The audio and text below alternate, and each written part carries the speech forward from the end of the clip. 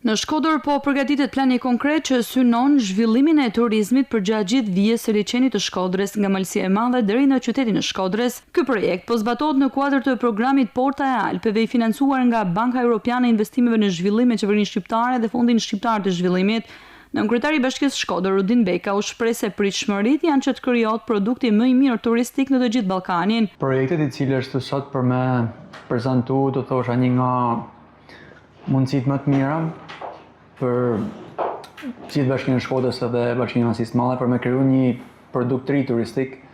për sa i përket turizmit rural. Sot do prezantojmë një studim i mirëfillt me disa opsione të mira për sa i përket rutit, të cilin do kaloj zhvillimi i turizmit të biçikleta, pra nga Malësia e Madhe që do erdhet deri në do zhvillohet, pra do eci deri në derdhën e Bunës, e cila do të jetë një projekt shumë interesant që prek disa tipologji të ndryshme të turizmit, duke nisë që është në i turizmit natyrës, apo atraksione të ndryshme e cila Malësia e Madhe ka dhe do të jetë tipologji e veçantë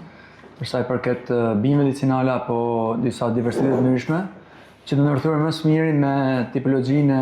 e zhvillimit turizmit në Bashkinë e Shkodër. Në këtë fazë përgatitore është rënë dakord që të mbështeten Bashkia e Shkodër dhe Bashkia Malësia e Madhe për hartimin e studimit të fizibilitetit dhe projektit DES për ndërtimin e një rrugë biçikletash përgjatë liçenit të Shkodrës dhe lumit Buna deri në detin Adriatik. Gjatë kësaj punëtorie me ekspert vendas dhe ndërkombëtar do diskutohen mbi studimin e fizibilitetit ku do të vendoset bashkërisht gjurma përfundimtare e rrugës, karakteristikat teknike si dhe ndërhyrjet e propozuara si ndalesa të vogla, pika informacioni turistik e të tjerë përgjatë këtij itinerari.